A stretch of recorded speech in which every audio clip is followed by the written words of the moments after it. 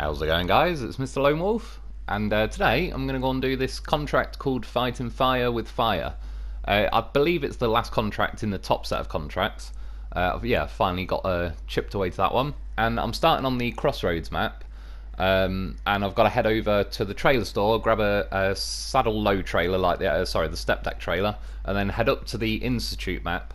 And then you kind of, the reason I'm setting off from the Crossroads map is because I pop out on the Institute map, like right next to the warehouse, where once you drive into like the checkpoint, 5 secure containers appear that you've got to manually load, by the way. So you want to take a vehicle that's got a crane on it, and also you're going to need 5 slots of cargo space. So whatever solution, whether you take like a truck with a sideboard and then a ramped flatbed behind you, or yeah, I'm just going to get like a saddle low trailer, the step deck one. And yeah, and then you've got to manually go and deliver them around the Institute map. Now, yeah, apologies, I did this video yesterday, or maybe I was getting the footage for it. Yeah, due to a series of unfortunate events, first of which was picking this bloody bandit to do this mission. Yeah, it was taking way longer. Long story short, I mean, for those that don't know, this bandit, it's got its perks in some ways, but it's a bit on the tippy side. And I was thinking for this mission, like, nah, I should be alright. If I've got a step deck trailer, it's like a semi-trailer, it sits quite low. It technically helps you from tipping a little bit, because it's like quite low and planted, and sort of, yeah, you need to leave it over as well. You can see, not long after I've set off, crashed into that ditch, and we started to tip. Fired a panic winch out, but I mean, I got it in time, but the truck still started leaning over. And yeah, it's just the weight characteristics, like the way it's spread out on this bandit. It's just a complete pain, and it tips a lot, but it's not just the tipping, it's getting it back to its wheels that is just not fun. It's annoying. It doesn't want to get back to its wheels, it just wants to drag along the side all the time. So yeah, when I hit that bump, I tipped, got a goddamn horse of me. OG loaf nonetheless. I can't believe I adorned the bandit with the OG loaf, and this is how it treated me. Yeah, so we tipped pretty quickly. Like I said, I got the loaf up, he always knows how to escape. And I'm doing little bits of edits here, because, to be honest, in theory, I was like, I could leave a bit more of it in. That's what she said. And I don't know, just after getting the footage yesterday and then going through the footage tonight to edit out the various bits and bobs, just the sight of the bandit keep tipping and drive me mad, and just, well, more importantly, not tipping back in being a giant pain in the ass. Yeah, I just kind of wanted to speed the video up a little bit, because it's still like a half-an-hour video. You can see though, I'm not editing like big, you know, minutes, 2 minutes out here or anything. It's just like 10 seconds here and there, just to sort of speed it all up and tidy it up a bit. But yeah, long story short, you can see like the bandit was tipped. I was dragging it with a loaf. It just doesn't want to go to its wheels, so I just kept dragging it along on its side. It's also like the winch points on it are not ideal. If you winch from the front, it obviously just spins the front end round. If you winch from the middle bit, I think because its head is like so fat that it then swings around the other way, it hasn't really got a winch point that's nicely in the middle to where it's just going to tip the truck sideways back towards you. So I just kept kind of levering it around, got it up that first hill, and I kind of knew the angle of the second hill would finally help it actually tip back to its wheels. It kind of had no choice at that point, because it was sort of got wedged between the hill. Yeah, so that was just that. I nearly did as well. When I tipped at this point, because I'm only really down the road from the garage, I considered like, shall I just call it a day already with a bandit and go back and get a different truck? Because I actually bought about 10 or 15 trucks for this mission, and I was doing them all up in the garage, couldn't really decide which one I wanted to take. Yeah, and for the sakes of variety, I've not taken the bandit out for a good while, and again, most of the reason why is because it's a tippy beast, but I figured, you know, I'll give it a chance. Like I say, between the mud tyres and the fact that I'd only have a saddle low and all that, and I kind of figured there where I tipped. I did have the loaf packed on the roof and all the rest of it, so I was like, well, I'll give it another chance. What could possibly go wrong? And yeah, what I should have done really is yeah, recovered to the garage, just started the video again, and taken, I don't really know, I had a choice between like the Dolphin, the Tatra Phoenix. I could have taken the Tatra Force, it's just that's got the slower, like the advanced special gearbox and stuff, so I preferably wanted something with a high range gearbox. I mean, the Could have took the big pay star. I think I bought the white Western Star. I had to obviously travel to an American map just to buy some American vehicles. So while I was there, I just bought one of like just about every vehicle that I sort of remotely like. And yeah, hence why I just had a load of trucks in the garage that I was doing up while I was trying to figure out which truck just to take. Which yeah, I probably burnt an hour or so with that. But I figured I'd still have enough time to get this video done and then edited. But yeah, like by the time I got to like finishing this mission, I was literally a few minutes later. My mum texted me popping around for a coffee before she goes and sees my granddad, and yeah, I just ran out of time. I already knew I had, like, even before I got to the end of the mission, and I got a bit unlucky as well. Doing some of the footage after like a series of rolls and all the rest of it, I went to save the footage, and it does it rarely. I'm pretty certain the first time this year it's bit me, but when you press the share button and it brings up the menu to save the footage, it wouldn't highlight it, so I couldn't save the footage. It's just like, it must be a glitch that's going on. So then I lost that footage, and yeah, I'll explain it a bit more when we're there. So far, yeah, gone over to the trailer store. I edit it out again because I do it every time. It's just a bit of maintenance. But when I get to the trailer store, I spawned a maintenance trailer, refueled myself, repaired myself, bought the step deck, put the loaf on as I've got a crane. At least that's one thing with this Bandit, which is probably a slight bit of why I decided to take this truck in the end, was it has the KRS Bandit crane, which of all the small cranes is by far and away the best crane. It actually lifts things. And yeah, as once I get to where I'm going, I've got to manually load 5 lots of these little steel containers.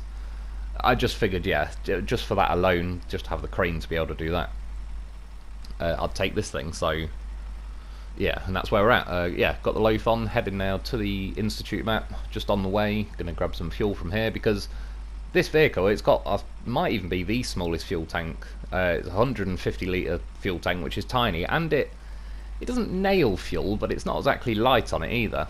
However, you do get a roof rack with it. I think it was the first truck. We got this back in Phase 2 on the Yukon maps with, what was it, Big Salmon Peak and Flooded Foothills. Yeah, you've got a roof rack, and that I believe has 140 litres of fuel in. So in theory, you've got 290 litres of fuel, but for that you do have to obviously take the roof rack, which is not the end of the world. I'm not really saying that's specifically a problem, but the fact that this truck does tip quite easily, there's a possibility that taking the roof rack kind of doesn't help with how it doesn't want to roll back to its wheels. Yeah, so through the gateway, and then the warehouse that I need is literally just on my right, so that's why it was a better option really than heading from the Heartlands garage or the Harvest Court garage. So once you go through that checkpoint, where I'm kind of drawing my marker there is where 5 secure containers appear, and the order the game wants you to do them is a bit back and forth crossing this river. So I decided to go for the second one, the 4th one and 5th one, and then I think that's the 3rd one, and then the 1st one, just so it's in a nice sort of arc around the map. And yeah, I've got my points where I can cross the river, because like I say, the order it does it wants me to go to the one on the right first, and then back across, and then kind of across the river, then back across the river.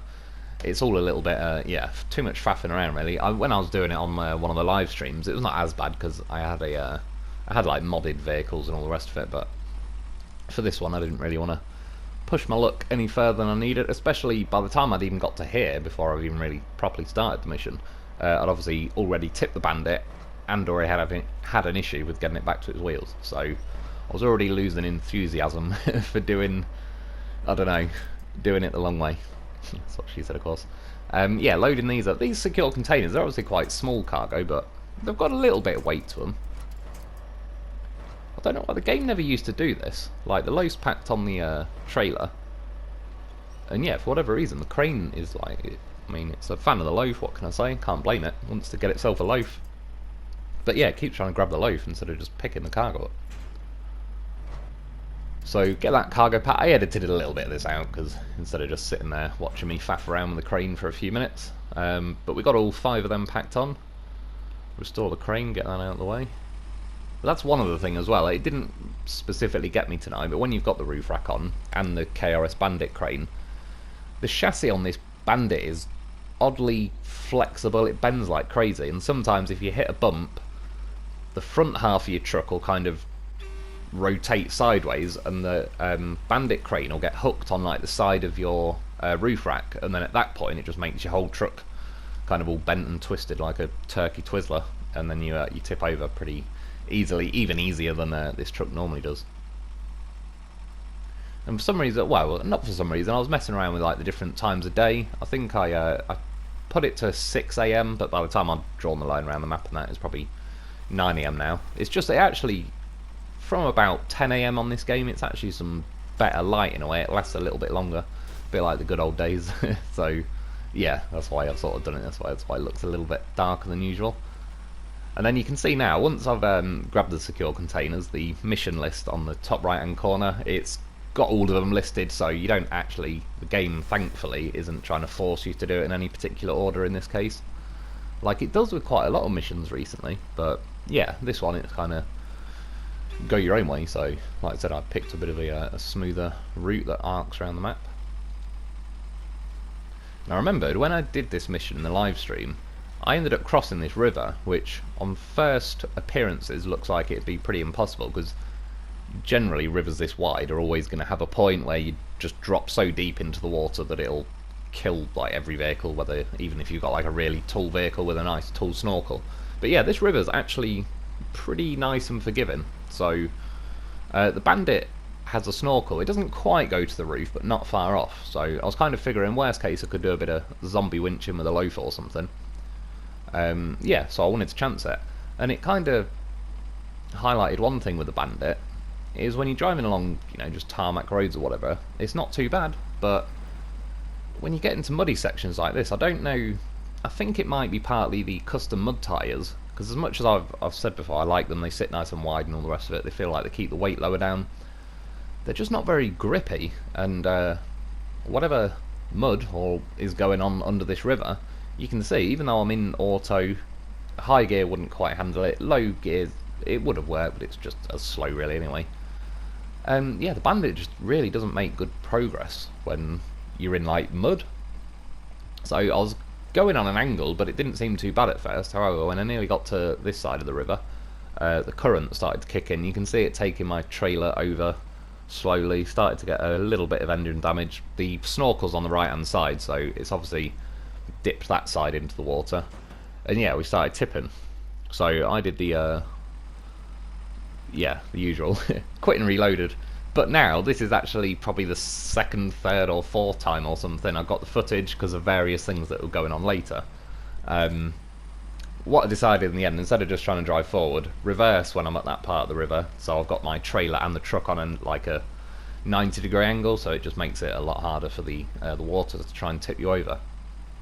But yeah, I just feel like in other trucks, say I don't know, the Dolphin for example, or just about any vehicle, even in auto, as harsh as this game is, how it forces us to stay in first gear and everything, particularly in this phase, this just really didn't want to creep forward like some of the others. I think it feels like it's sort of been extra punished as far as that goes. Needs some more grip on its wheels, I think.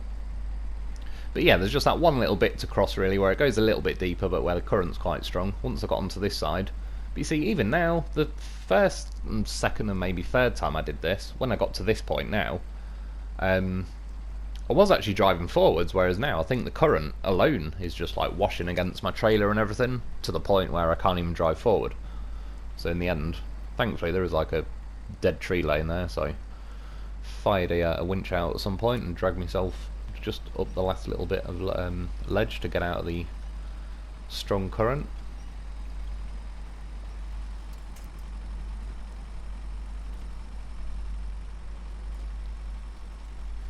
And yeah, like, obviously you see when I tipped in the river, and then I ended up carrying on with this mission a bit, and I'll show you where. There's like another river I've got to cross.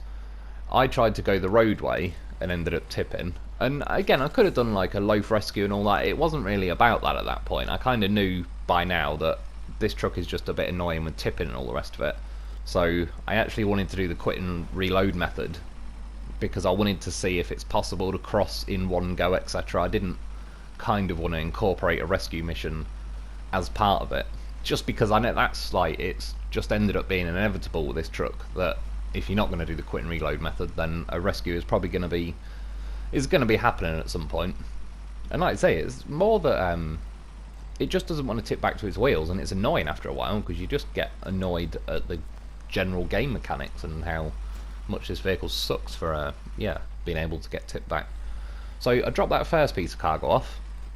Again, I changed the time to 6 AM because I thought at this point I probably wouldn't use this bit of footage, which for the most part I haven't. But I lost the bit of footage where I actually got back out of that river, delivered the first piece of cargo, and carried on. I'll explain why soon. So I ended up restaging it. This is now way later in the, like, this was not long before I'd finished the mission in the end. I had to drive back. You can sort of see some tyre marks in the ground there where I sort of did a U-turn and got ready to set the footage off from there again. And basically, as I'm coming up now, there's like a river in front of me, and if you look on the map, I could drive left and go down that way a little bit where it's like you're not really on as much of a hill anymore, and cross the river at a normal river crossing. But it's really awkward there. Even though it says to cross there, it always tips your vehicle to the side. I've rolled there a couple of times, a little while back in a twin steer. I rolled the Dolphin there. Yeah, it's just not a very good crossing point. So that was one time where I tipped in the river and loaded back. I also did one time where I came down here, and as I was crossing the river from about here, probably a little bit further up to the left, but not much, that island that you can just see on the left hand side of the screen, I started driving towards that, and the rocks are actually quite steep there, so I started tipping my vehicle.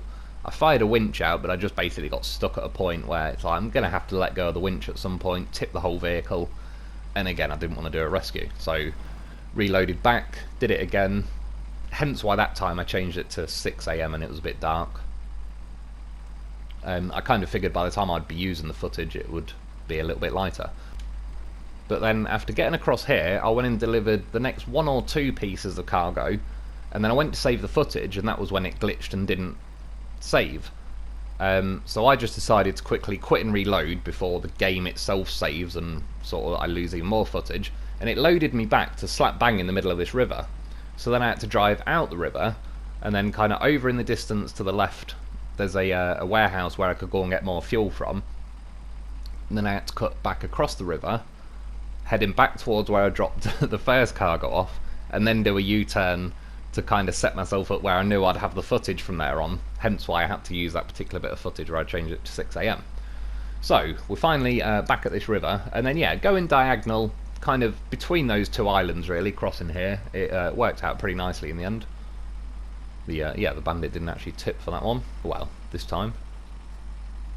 And it climbed out of these rocks as well, sort of alright. I could have just gone round to the right really, but I don't know, I was just curious at this point. I mean, one nice thing, when I was going through the different vehicles in the garage, the Bandit, like the front of it, the bumper and all the rest of it, actually sits quite nice and high, so just as I was flicking through the different vehicles, it kind of was noticeable that, yeah, this thing isn't like crawling up those rocks as a prime example, it's not going to stub its front bumper and kind of get stuck and everything, so again, that was one reason that helped me decide to pick this thing in the end.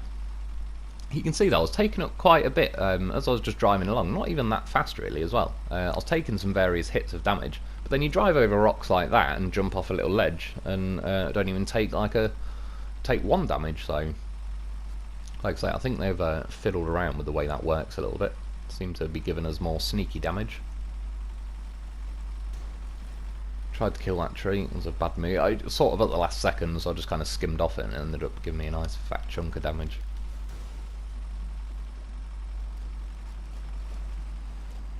And can you see what I like with the lack of grip on the tyres? As soon as I went into this little, it's not, the water's not that deep really. To be fair, I suppose it's probably coded a bit like swampiness, but still, you'd expect a little bit more oomph from a vehicle like this. I think it's a fairly powerful vehicle. I'm pretty sure it's like S+ on the power. But yeah, got here, dropped that one off, so that's 2 out of 5 done.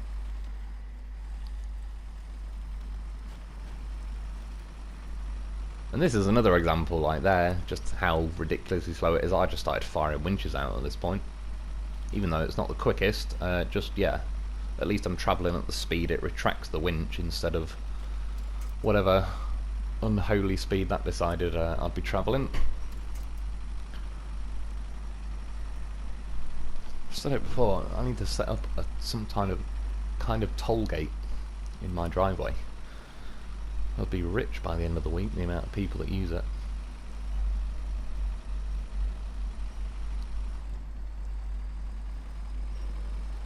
So, using the grass to kind of get a little bit more speed.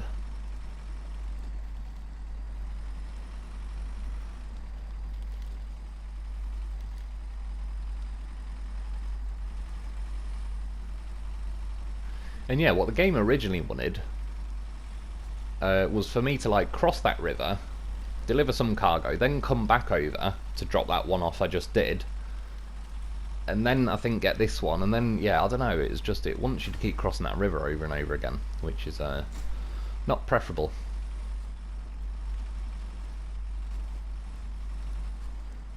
And if you actually follow these concrete blocks, you don't get swamped down that bad. If you turn to the right a little bit more here, I kind of drove over those trees. I will say, to the Bandit's credit, there was 1 or 2 times I did drive over dead trees, and this didn't actually get stuck on them, whereas a lot of trucks do catch the chassis. So, drop that one off, and then I saved the footage now, and it wouldn't save, and that's when it loaded me back up to slap bang in the middle of that river, and I had to kind of, yeah, go and get fuel and do a U-turn and kind of almost start the mission again, really, as far as being on the Institute map. So this was now the second time where I'd come back here. Like I said, it just ended up being a complete disaster. I ended up using, like, I don't know, 4 or 5 hours just to get this mission done, instead of being able to get a bit of the editing and all that done as well. But yeah, that's a third one delivered, 2 to go. And yeah, it's not much of a fan of these dirt roads, so I think I'll end up slightly borrowing the grass to drop the hammer a little bit. Once you get it to high gear, for the most part, if you go back on them dirt roads, it's not having it, but once you're in high, it's able to tick along, not too badly. I think, yeah, that might be the new step pike thing. I was considering using the step pike for this, just because it's one of the vehicles we've got from this phase, but my biggest issue with it, I don't mind the vehicle at all, but it's got overall pretty small tyres. And that can just make climbing over like rocks in the river and all that sort of stuff a bit trickier. So yeah, I tend to prefer trucks with the bigger tyres, like around 48, 50, 51 inch tyres, and this I believe has got 51, which is pretty decent for a truck of this size. So yeah, across this river section, which is kind of, there is actually technically a road going across there. But now the next place we've got to go is to some kind of like slap bang in the middle of some swampness. Let's see Swamp Thing while we're there. I watched that film, not there, I don't know, probably 6 months ago, but can't beat the classics.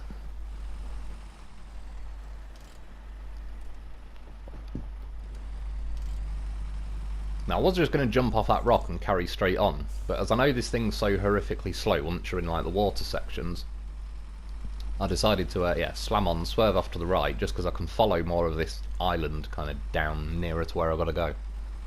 See there, even it ran out of power there. It's just, I don't know, there's something, it feels very strict with when it'll just remove all torque from you, and you're pretty much forced to go back down to first gear, and even then, there's not a hell of a lot going on. See there, I'd expect a little bit more oomph. This is where I think, though, the chain tyres, for me personally, bite in a little better. I mean, these muds have certainly got their advantages here and there. However, in the end, they didn't stop me tipping multiple times, so that still ended up being an issue. So yeah, randomly on this island, drop another one off. Well, when you actually read in the description at the end, what it's trying to say is, I think we're dropping off like, God, I forgot the name now, but we're dropping chemicals off that are supposed to be cleaning up other chemicals, I think. Some kind of spillage. Says about maybe you want to have a shower. Yeah, like I say, it's probably some chemicals like what's going on with the Ohio train crash. I've just had earlier as well, Ohio, one of their, is it like a steel plant or something's blown up? Got it all going on there.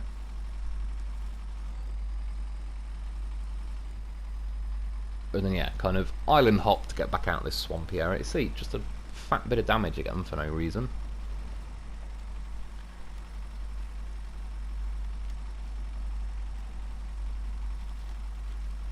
But once got out there, connect back to the road. Well, connect back to the road. We get there now. I'm already back off it. And then we get to this point, which we've had to cross a few times. There's like a random pipe just in the middle of the road. And again, I suppose, to the Bandit's credit, see, the front bumper was tall enough that it didn't scuff on that. The front wheels climb over it. I think it slightly scraped the chassis, but it didn't actually beach on it. And then yeah, that's one of the few vehicles that I've gone across that pipe and that can actually climb over it unaided without having to fire a winch out. So, like I say, yeah, here and there, there's it's got its moments. But yeah, it's just also got a couple of downsides. I mean, as I said, the fuel's not the end of the world because it has got its own roof rack, which then inherently you've got some repairs with you as well. But yeah, the lack of grip with particularly these muds, and it's just not being able to get tipped back to its wheels is kind of writes it off for me, which is a bit of a shame because I would use this quite a lot, especially the fact, as I've said, it's got the Bandit crane, which is by far the best small crane you can get in this game.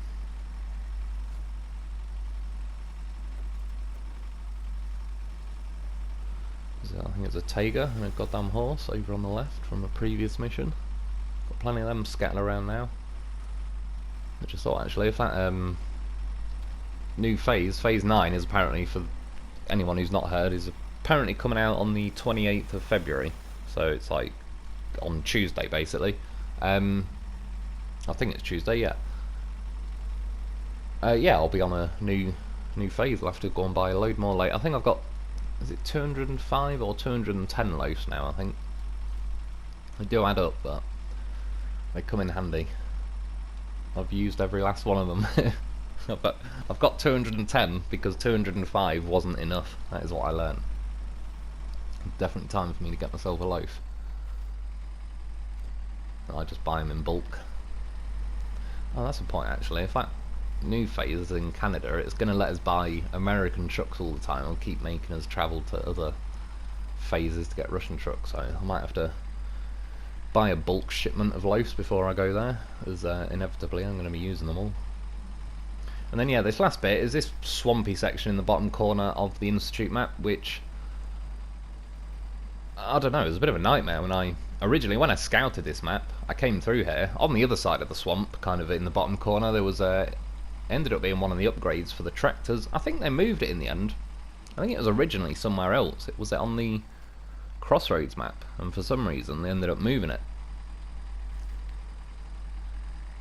And there's another example, actually, driving over one of those dead trees. Got caught a little bit there. Oh, I did fire a winch out, so I take that back. But still, the front got over it. It didn't actually get caught. I think it, just like the lack of grip on the muds, wouldn't really bite into it and climb over it. But it's better than getting caught on the chassis, because at that point you got to do all kinds of gymnastics to drag it out of there. And you can see just in the distance off to the left of the checkpoint I've got to go to, there is my Dan that was abandoned that I originally used to scout this map. And I had a loaf with it. It may even have been OG Loaf. He's a trained professional. Yeah, I jumped him out there, stole the fuel, got out of there with Loaf, finished the mission, and I just left that Dan there. He's now a free-range Dan. Maybe one day I'll rescue him. I wouldn't hold my breath though. And yeah, you can see the last little slow crawl. Oh yeah, I even went down to the low range in the end, which actually worked out to be a lot fairer on the fuel. It was like 6 or 7 litres a minute it was using, instead of probably like 15 or 20. Not that fuel really mattered at this point, I had some on the loaf.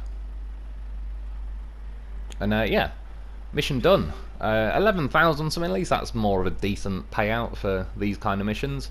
And other than the tipping aspect of it and all the rest of it with the Bandit, the mission itself actually wasn't too bad. Definitely worth planning it, like doing them in my own order, just to do one sweeping lap of the map.